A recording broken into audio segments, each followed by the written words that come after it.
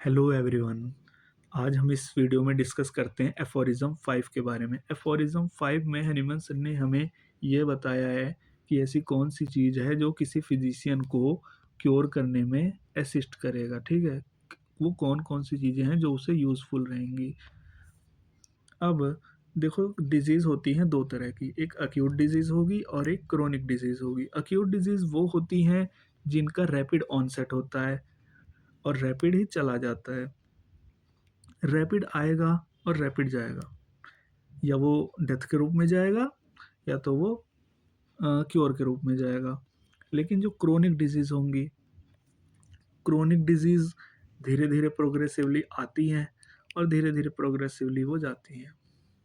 ठीक है, तो अक्यूट डिजीज़ में हमें क्या कंसीडर करना है? अक्यूट डिजीज़ में हमें most probable exciting cause consider करना है। ठीक है, अब एक्साइटिंग कॉज क्या होता है? एक्साइटिंग कॉज वो होता है, जैसे फॉर एग्जांपल किसी को सर्दी जुकाम है, ठीक है, और वो फॉर एग्जांपल आइसक्रीम खा लेता है, तो उसका तो बढ़ जाएगा ना। तो आइसक्रीम खाना उसका एक्साइटिंग कॉज हो गया, जिसने उस डिजीज को, उस सिम्टम को बढ़ा दिया। ठीक है, अब एक्साइटिंग कॉज है। कुछ होता है मेंटेनिंग कॉज। मेंटेनिंग कॉज क्या होते हैं? मेंटेनिंग कॉज ये होंगे कि जैसे for example lack of exercise है, या डाइट इम्बैलेंस है कहीं, तो या उनका मोड ऑफ लिविंग कैसा है, तो ये उसके मेंटेनिंग कॉज में आएंगे, जिसकी वजह से वो डिजीज़ ठीक होने में टाइम लग रहा है। मेंटेनिंग, जैसे वो सिगरेट स्मोकिंग कर रहा है, उसका mode of habit, mode of उसका आदत है, हैबिट है ये कि वो स्मोकिंग करता है। तो स्मोकिंग से क्या होगा? ऐसा तो नहीं है कि डिजीज़ ठीक नहीं होगा, डिजीज़ ठीक हो जाएगा, लेकिन उसे टाइम और लगेगा, ठीक होने में टाइम बढ़ा देता है। इसीलिए जो ये मेंटेनिंग कॉज होते हैं, ये मेंटेनिंग कॉज को हम ऑब्स्टेकल टू क्योर में भी उसको गिनते हैं। क्यों? क्योंकि ये क्योर होने में ऑब्स्टेकल क्रिएट कर रहा है। ठीक है, अब जो क्रोनिक डिजीज़ है, क्रोनिक डिजीज़ के केस में हमें होल हिस्ट्री पे फोकस करना है, और होल हिस्ट्री पे फोकस करके हमें उसका फंडामेंटल कॉज जानने की कोशिश करना है। फंडामेंटल कॉज होते हैं मियाज़म। ठीक है, मियाज़म क्या होते हैं, इसका एक सेपरेट वीडियो बना देंगे।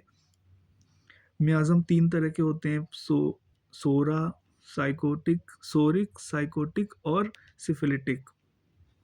अब जो क्रोनिक डिजीज़ होती हैं, इन डिजीज़ के केस में हमें एक्सेसरी सर्कमस्टेंसेस ऑफ डिजीज़ को कंसिडर करना है। और ये होते क्या हैं एक्सेसरी सर्कमस्टेंसेस?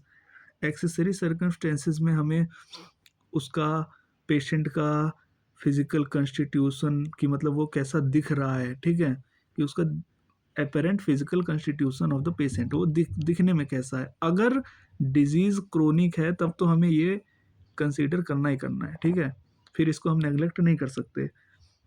मोरल और इंटेलेक्चुअल कैरेक्टर कैसा है उसका, उसका ऑक्यूपेशन क्या है, मोड ऑफ लिविंग और हैबिटेट क्या है, हिज सोशल और डोमेस्टिक रिलेशन कैसे हैं, एज कैसा, एज कितनी है उसकी, और सेक्सुअल फंक्शन उसका कैसा है। ठीक है, ये सारे पॉइंट को हमें कंसीडर करना रहता है, और इन्हीं सबको मिला करके ये जो सारे पॉइंट हम ले रहे हैं, ठीक है, कि apparent physical constitution, moral intellectual character, occupation, mode of living, उसका हैबिट, और उसका सोशल डोमेस्टिक रिलेशन, उसकी एज, उसकी सेक्सुअल फंक्शन, इन सबको मिला के हम कहते हैं accessory circumstances of a disease.